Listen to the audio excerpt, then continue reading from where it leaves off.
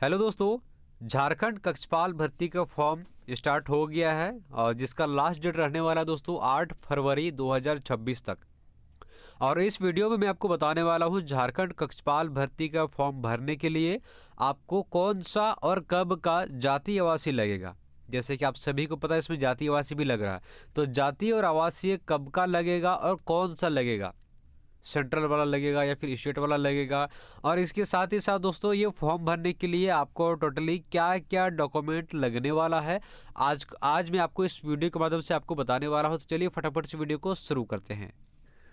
तो दोस्तों जैसे कि आप सभी देख सकते हैं यहाँ पर मैंने नोटिफिकेशन डायरेक्टली ओपन किया है, जेएसएससी ने जो जारी किया है कक्षपाल भर्ती को लेकर। यहाँ पर हम लोग डायरेक्ट नोटिफिकेशन देखेंगे, क्योंकि गूगल में अगर सर्च करने जाइएगा तो वहाँ पर हर तरह का अलग अलग वेबसाइट आपको अलग अलग तरह का जो है वहाँ पर बताया जाएगा। इसलिए सबसे सटीक जानकारी आपको इसका जो नोटिफिकेशन है वहीं से मिलेगा।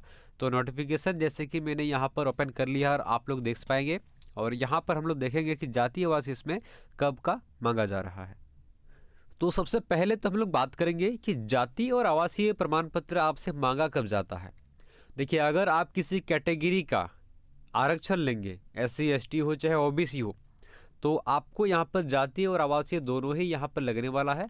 और अगर आप जनरल कैटेगरी से भरिएगा तो यहाँ पर जाति या फिर आवासीय किसी भी प्रकार का सर्टिफिकेट का यहाँ पर रिक्वायरमेंट नहीं है। अगर आप SC ST या फिर OBC कैटेगरी से फॉर्म भरेंगे तभी आपको ये सर्टिफिकेट जो है आपको लगने वाला है।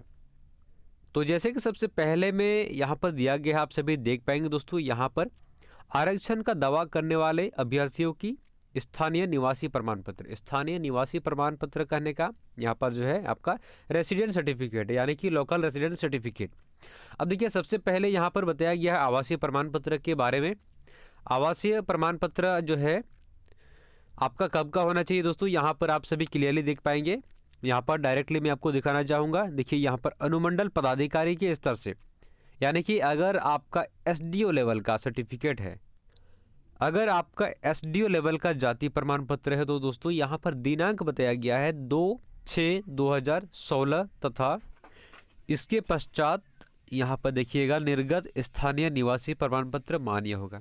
यानी कि अगर आपका निवासी प्रमाण पत्र यानी कि रेसिडेंशियल सर्टिफिकेट आपका SDO लेवल का रहेगा तो आपका 2/6/2016 इसके बाद का होना चाहिए। अगर 2/6/2016 से पहले का अगर आपका आवासीय प्रमाण पत्र है तो वो आपका यहाँ पर नहीं चलेगा दोस्तों। वो जो है आपका अगर SDO लेवल का है 2/6/2016 के बाद का ही होना चाहिए, और वो भी सिर्फ और सिर्फ SDO लेवल का रहेगा तभी। और कैसे आपको पता चलेगा कि आपका सर्टिफिकेट SDO लेवल का या फिर कौन सा लेवल का है, तो आप लोग अपने सर्टिफिकेट के ऊपर में देखिएगा, वहाँ पर आपका लिखा हुआ रहता है। अगर मान लिया किसी का सर्टिफिकेट SDO लेवल का नहीं है, अगर SDO लेवल का दोस्तों नहीं है, किसी के पास CO लेवल का है, तो वो लोग क्या भर सकते हैं इस फॉर्म को?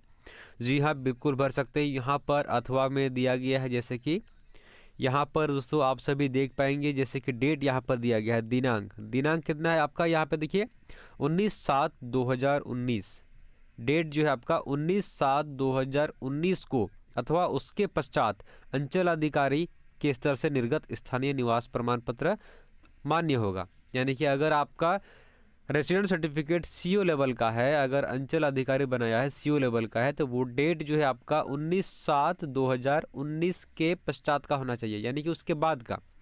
19/7/2019 के पहले का अगर आपका सर्टिफिकेट है तो वो आपका यहाँ पर नहीं चलेगा। ये जो है CO वालों के लिए है। जिसका सर्टिफिकेट CO वाला है उसका भी यहाँ पर फॉर्म भर पाएंगे, कोई दिक्कत नहीं है। लेकिन आपका सर्टिफिकेट जो है 19/7/2019 के बाद का होना चाहिए। ये दोस्तों क्लियर हो गया आपका आवासीय प्रमाण पत्र के बारे में। CO और SDO दोनों सर्टिफिकेट यहाँ पे क्लियर हो चुका है, ठीक है।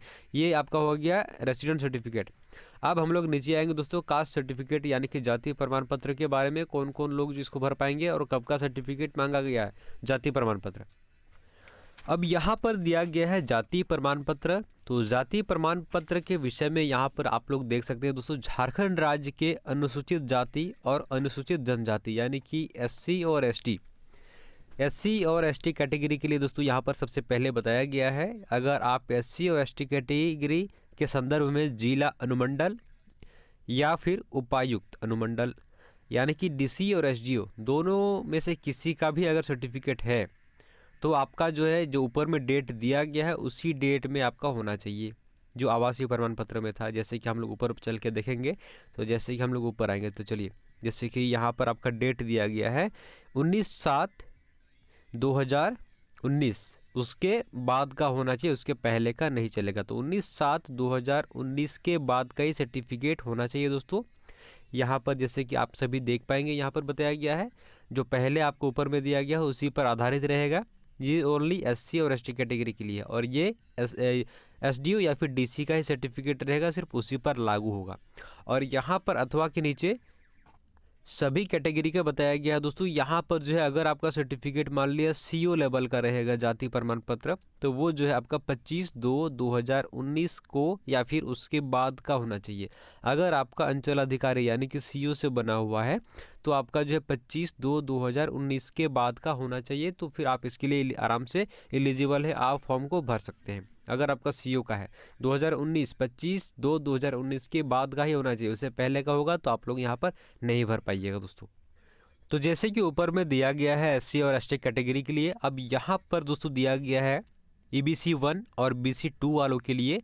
अगर आपका सर्टिफिकेट SDO अनुमंडल पदाधिकारी या फिर उपायुक्त से बना हुआ है तो फिर डेट आपका यहाँ पर दिया गया है 29/8/2012 को, अथवा इसके पश्चात का होना चाहिए। 29/8/2012 के बाद का अगर सर्टिफिकेट आपका बना हुआ है DC से या फिर SDO से, तो फिर इसके लिए जो है आप एलिजिबल है। और दोस्तों ये सर्टिफिकेट आपका नॉन क्रीमिलियर होगा, यानी कि गैर क्रीमिलियर रहित आपका सर्टिफिकेट यहाँ पर रहने वाला है। और ये सर्टिफिकेट बाई चांस अगर आपका फेल हो गया है, जैसे कि यहाँ पर बताया गया है दोस्तों, किंतु जाति प्रमाण पत्र की वैधता समाप्त होने की स्थिति में संबंधित अभ्यर्थियों का यहाँ पर जो कुछ नंबर दिया गया है, देखिए 25/2/2019 के अधीन 15 में गैर क्रीमिलियर स्वघोषणा समर्पित करना अनिवार्य होगा। ये जो है बाद का बात है दोस्तों, ये आपका बाद में लगेगा, लेकिन पहले जो है आप ये इस डेट को यहाँ पर देखिएगा 29/8/2012 के अगर आपका बाद का सर्टिफिकेट है BC 1 और BC 2 वालों का, SDO और DC लेवल का 29/8/2012 के बाद का सर्टिफिकेट है, तो आप जो है फॉर्म को आराम से भर सकते हैं दोस्तों इस सर्टिफिकेट से। जैसे कि मैंने आपको बताया कि सभी कैटेगरी वालों के लिए दोस्तों अगर किसी का CO लेवल का सर्टिफिकेट रहेगा जाति प्रमाण पत्र, तो उसका डेट यहाँ पर जो है 25/2/2019 रहने वाला है। और दोस्तों OBC कैटेगरी वालों के लिए सबसे बड़ी बात, काफ़ी सारे लड़कों का ये रहता है कि मैं OBC सर्टिफिकेट दे पाऊंगा या फिर नहीं। देखिए दोस्तों, इस नंबर में साफ साफ कहा गया है दोस्तों BC 1 और BC 2 वालों के लिए, यहाँ पर जो केंद्र सरकार के द्वारा मांगा जाता है OBC सर्टिफिकेट, वो जो है आपका दोस्तों देखिए निर्गत जाति प्रमाण पत्र OBC सर्टिफिकेट मान्य नहीं होगा। यानी कि यहाँ पर आप EBC 1 होता है, ठीक है, EBC 1 और यहाँ पर BC 2 इसी का सर्टिफिकेट आप दे पाइएगा। अगर आपका मान ली OBC सर्टिफिकेट है तो आप OBC सर्टिफिकेट यहाँ पर नहीं दे सकते, वो आपका यहाँ पर मान्य नहीं होगा दोस्तों। तो आपको सर्टिफिकेट सिर्फ BC 1 और BC 2 का ही देना है, यहाँ पर आपको OBC देने का ज़रूरत नहीं है, यहाँ पर साफ साफ बताया गया है। अगर कोई महिलाएं इस फॉर्म को भरना चाहती है तो यहाँ पर साफ साफ ये भी कहा गया है कि पिता के आधार पर निर्गत जाति प्रमाण पत्र ही मान्य होंगे। यानी किसी महिला का जाति प्रमाण पत्र बना है तो उसके पिताजी का ही, यहाँ पर पिता के आधार पर ही अगर उसका जाति बना है तो ही सर्टिफिकेट वो यहाँ पर वैलिड होगा। काफ़ी सारे महिलाएं जैसे क्या करती है, अपनी हस्बैंड के नाम से जो है बनवा लेती है जाति प्रमाण पत्र, आपका हस्बैंड का नाम रहता है पिता के जगह पर, तो वो यहाँ पर वैलिड नहीं होगा। यहाँ पर फादर का ही नाम होना चाहिए जाति प्रमाण पत्र में, तभी यहाँ पर जो सर्टिफिकेट वैलिड होगा, यहाँ पर साफ साफ कहा गया है। तो दोस्तों ये था जाति प्रमाण पत्र को लेकर। अब उसके अलावा और जाति और आवासीय के अलावा क्या क्या सर्टिफिकेट आपको यहाँ पर लगने वाला है। सबसे पहली बात तो दोस्तों यहाँ पर आपको एक आधार कार्ड लगेगा। जैसे कि आधार कार्ड अभी हर किसी के पास है, तो आधार कार्ड का रिक्वायरमेंट यहाँ पर होने वाला है। उसके बाद दोस्तों 10th का मार्कशीट और 10th का सर्टिफिकेट दोनों ही लगने वाला है। 10th का मार्कशीट जिसमें आपका टोटल नंबर दिया रहता है, टोटल नंबर है ना, वो मार्कशीट यहाँ पर आपका ज़रूरत पड़ेगा। और दोस्तों सर्टिफिकेट भी यहाँ पर आपको लगने वाला है। सर्टिफिकेट का जो सीरियल नंबर होता है वो नंबर यहाँ पर एंटर करने का ज़रूरत है, इसलिए 10th का सर्टिफिकेट और 10th का आपका मार्कशीट दोनों ही यहाँ पर लगने वाला है। और एक आपका आधार कार्ड और एक आपका पासपोर्ट साइज का फ़ोटो, बस यहाँ पर और किसी प्रकार का यहाँ पर डॉक्यूमेंट नहीं लगने वाला है।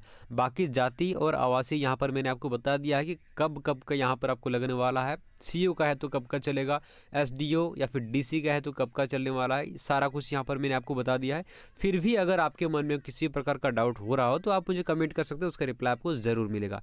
दोस्तों ऐसी और भी इंफॉर्मेशन वीडियोस पाने के लिए आप हमारे वीडियो को लाइक करके चैनल को सब्सक्राइब ज़रूर कीजिएगा।